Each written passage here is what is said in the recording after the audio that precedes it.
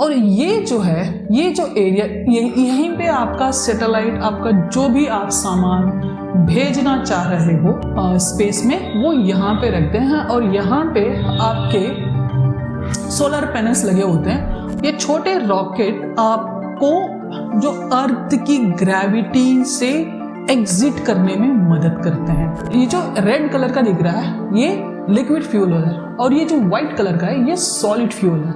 Again this is liquid, again this is solid. कुल मिला के इसने 8,500 से ज्यादा इसने सैटेलाइट्स लॉन्च किए हैं, जिसमें आपके हर चीज़ की जानकारी जो मतलब मून से लेके मार्स से लेके 14,900 सैटेलाइट्स, पूरे वर्ल्ड में 14,900 सैटेलाइट्स लॉन्च हो चुके हैं, जिसमें से 11,700 सैटेलाइट्स अभी फंक्शनल हैं। जो वर्ल्ड का जो स्पेस एजेंसीज हैं, सब ने मिलके एक इनिशिएटिव लिया कि वो डबरी को हम हटाएंगे।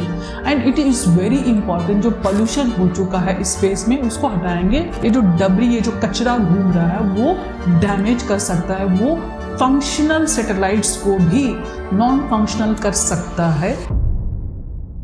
स्पेस में जितनी सारी जो डबरी होती है, जितना सारा कचरा होता है, जो भी रॉकेट लॉन्चर्स होते हैं, और जो अपना फ्यूल इग्नाइशन खत्म होने, अपनी एनर्जी खत्म होने के बाद वो सारा जो कचरा वो स्पेस में ही फैला रहता है। अब इसमें डर ये है कि कहीं वो कचरा जो नए सैटेलाइट्स हैं या जो फंक्शनल सैटेलाइट्स हैं उन सैटेलाइट्स पे डैमेज ना कर दे। जैसे कि स्पेस में ना उनकी स्पीड जो है वो बहुत ज्यादा होती है, एक दूसरे से टकराएंगे, थोड़ा सा भी कुछ भी, एक इतना सा अगर बाल जितना बारीक भी अगर कोई भी चीज टकराएगी वहां पे, तो वो पूरा का पूरा सैटेलाइट डिस्ट्रॉय हो जाएगा, पूरा पूरा फट जाएगा, टूट जाएगा पूरा।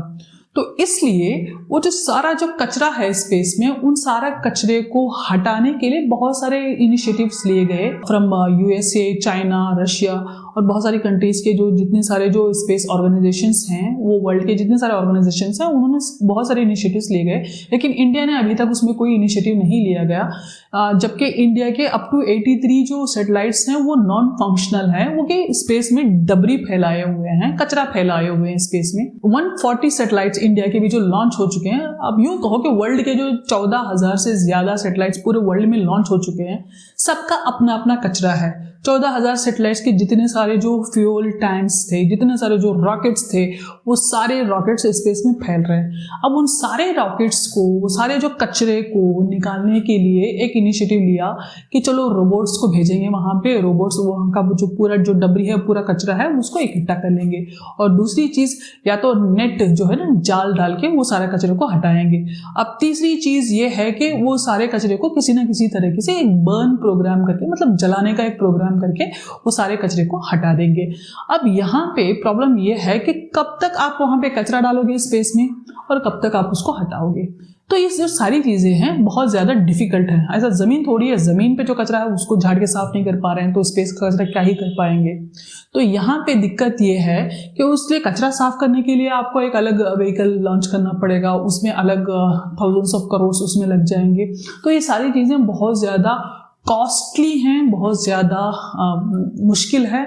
और इसके अलावा अगर ये कॉस्टली है, इस चीज़ को अगर आप कंट्रोल नहीं कर पाएंगे, तो जो आप अगले इनिशिएटिव के लिए, अगले मिशन के लिए जो भी आप स्पेस क्राफ्ट या जो भी आप सैटेलाइट्स लॉन्च करेंगे, जो भी रॉकेट्स आप लॉन्च करेंगे, उसमें अगेन पॉसिबिलिटी 99% ये रहेगी कि अगेन थोड़ा सा भी डैमेज की वजह से आपका जो पूरा प्रोग्राम है, पूरा मिशन है, वो पूरा फेल हो सकता है। तो ये चीज है। अब इस चीज को prevention is better than cure. अब इस चीज को आप कंट्रोल कैसे कर सकते हो?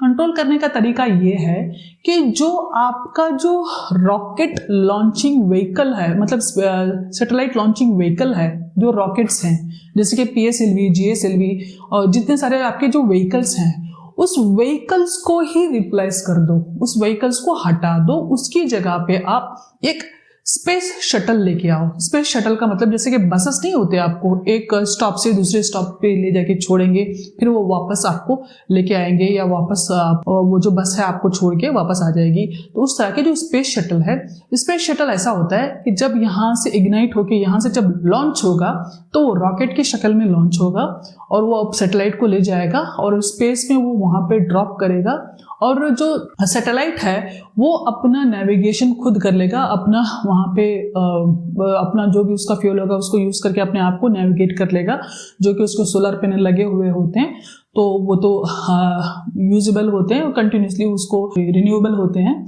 तो वहाँ पे जो कि स्पेस में जाके कोई भी जो स्पेस शटलर है अपने सैटेलाइट को वहाँ पे स्पेस में ड्रॉप करेगा, सैटेलाइट अपना नेविगेट करके आगे निकल जाएगा, तो जो स्पेस शटलर है वो वापस आ जाएगा अर्थ पे, जैसे कि टेक ऑफ में वो रॉकेट की तरह टेक ऑफ होगा, लेकिन वो जो लैंड करते वक्त वो एक जो एयरक्राफ्ट की तरह वो लैंड करेगा। तो ये जो इनिशिएटिव है इसको लिया गया, बहुत सारे जो वर्ल्ड स्पेस ऑर्गेनाइजेशंस हैं उन्होंने इसके बहुत सारे इनिशिएटिव्स लिए गए, इसको लॉन्च करने के बहुत सारे इन्होंने तरीके निकाल रहे हैं। Mostly it is going to happen very soon. किसी भी एक वो गंदगी जो है, डबरी जो है, कचरा जो स्पेस में फैला रहे हैं उसको कंट्रोल करने का एक तरीका निकाला है। रिसेंटली एलन मस्क ने भी इस पे बहुत ज़्यादा डिस्कस किया था। रॉकेट जो है जैसे कि PSLV है, इसकी जो मैन्युफैक्चरिंग और इसकी जो लॉन्चिंग में it will be very costly. हर बार इसको नया बनाना पड़ता है, पूरी तरीके से नया बना के जब ये सैटेलाइट को लॉन्च करता है तो वन टाइम यूजेबल होता है। वही स्पेस शटल होगा तो उसको बार बार आप इस्तेमाल कर सकते हो। एक तो ये चीज हो गई। अब दूसरी चीज इसमें ये है कि वो जो कचरा है उस कचरे को कंट्रोल करना अभी बहुत बड़ी परेशानी हो चुकी है, जिसमें भी थाउजेंड्स ऑफ करोड्स लग सकते हैं। इसके अलावा इन 14,000 जो सैटेलाइट्स हैं उसमें सिर्फ 11,700 सैटेलाइट्स फंक्शनल है। उन सैटेलाइट्स में कुछ सैटेलाइट्स ऐसे हैं जो कि 8,000 प्लस सैटेलाइट्स हैं जो सिर्फ और सिर्फ कम्युनिकेशन के लिए इस्तेमाल की जाती हैं, और अप्रॉक्सीमेटली मोर देन 1,000 जो सैटेलाइट्स हैं, दो satellites are used for earth observation. Earth observation का मतलब है कि नजर रखना एक तो, और दूसरी चीज ये है कि जो इस सैटेलाइट्स में जो कि मौसम की जानकारी वो रखना, या डिफेंसिव सिस्टम के लिए ऑब्जर्वेशन, डिफेंसिव सिस्टम के लिए इस्तेमाल करना, या एनवायरमेंट चेंजेस के लिए इस्तेमाल करना, जैसे कि ग्लेशियर पिघल रहा है या जंगल कट रहे हैं, तो ये सारी चीज़ों पे नज़र रखने के लिए अर्थ ऑब्जर्वेशन के लिए, जो अर्थ का जो रोटेशन है और अर्थ में जो जियोपॉलिटिकल चेंजेस आ रहे हैं उन सारी चीज़ों को नज़र रखने के लिए ये जो more than 1,000 satellites are there from all over the world. तो लगभग 8,000 से ज़्यादा सैटेलाइट सिर्फ कम्युनिकेशन के लिए हैं और 1,000 से ज़्यादा सैटेलाइट सिर्फ अर्थ ऑब्जर्वेशन के लिए हैं। और जैसे कि GPS और नेविगेशन के लिए, जो GPS और बहुत सारे जो नेविगेशन सिस्टम है ना, वो जो सारे नेविगेशंस के लिए, और भी जो बहुत सारे जो नेविगेशंस हैं, जो डिफेंस का है, नेवी का है, तो बहुत सारे जो नेविगेशंस हैं वो नेविगेशन के लिए it is more than 180 satellites are working. और जो remaining approximately more than 300 plus जो सैटेलाइट्स हैं, दो सैटेलाइट्स आर फॉर टेक्नोलॉजी। जैसे कि एक सैटेलाइट से दूसरे सैटेलाइट्स की जो कम्युनिकेशन, जो टेक्नोलॉजी है, वो टेक्नोलॉजी को डेवलप करने के लिए approximately more than 300 satellites are there. India के जो सैटेलाइट्स हैं, इंडिया के approximately 57 satellites are in functional, और 57 में से 22 लो अर्थ ऑर्बिट में हैं और 31 जियो स्टेशनरी ऑर्बिट में हैं, और दो हैं, एक है चंद्रयान और दूसरा है आदित्य L1। तो ये अप्रॉक्सीमेटली 57 सैटेलाइट्स हैं जो कि इंडिया में फंक्शनल है, और remaining 83 are non functional which turn into debris. In all this what we have seen is India अभी नंबर 7 पे है, और जबकि इंडिया की जो कैपेसिटी है उसके हिसाब से it is more than what anyone can think और एक्सपेक्ट। तो इसमें इंडिया का जो इसरो है या अंतरिक्ष है, जो विक्रम साराभाई का जो अंतरिक्ष है, महेंद्रगिरी, अहमदाबाद, जहाँ पे पार्ट्स बनते हैं, इंजन्स बनते हैं और जितनी सारी चीजें जो बनती हैं इंडिया में मैन्युफैक्चर होते हैं। तो यहाँ पे India proved in international space himself, जो कि इंडिया की जो टेक्नोलॉजी है it is more effective, more efficiency, most cost effectiveness and most resourcefulness है इंडिया की जितनी सारी टेक्नोलॉजी है। एक तो बहुत ज़्यादा सस्ते में होती है और बहुत ज़्यादा इफेक्टिव होती है और बहुत ज़्यादा रिलायबल है। स्पेशली इंडिया का जो रॉकेट लॉन्चर है विच इज़ PSLV बहुत ज़्यादा इफेक्टिव है और बहुत ज़्यादा ट्रस्टवर्दी है इन एंटायर वर्ल्ड, क्योंकि India has come under the space technology अपनी जगह बना चुका है, जो कि 7 नंबर पे आता है। It is because most of the time बहुत सारी कंट्रीज के बहुत सारे जो रॉकेट्स हैं, बहुत सारे जो सैटेलाइट्स हैं और उनके जो रॉकेट्स जो मैन्युफैक्चरिंग है वो इंडिया से ज़्यादा कॉस्टली है। तो इंडिया बहुत सारी कंट्रीज के जो सैटेलाइट्स हैं वो भी लॉन्च करता है अपने PSLV और GSLV के थ्रू।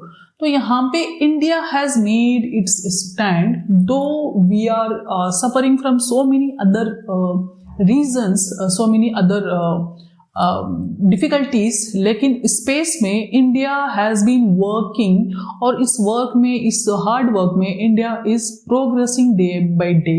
जैसे कि बहुत सारे जो हमारे जो मिशंस हैं, चंद्रयान है, मार्स मिशन है और आदित्य L1 है, बहुत सारे जो हमारे सक्सेसफुल मिशंस ऑलरेडी लॉन्च हो चुके हैं और जो रिमेनिंग जो आने वाले हैं that is also in process. 2028 में वीनस पे हम एक लॉन्च करने वाले हैं विच इज वेरिदास एंड इन 2028 और da Vinci on 2029 again it is Venus machine we are going to launch, और Shukrayaan 1 and 2 we are going to launch in very near future। तो ये सारी जो चीज़ें हैं, जो डेवलपमेंट्स हैं which shows the India is developing in space technology। Thank you।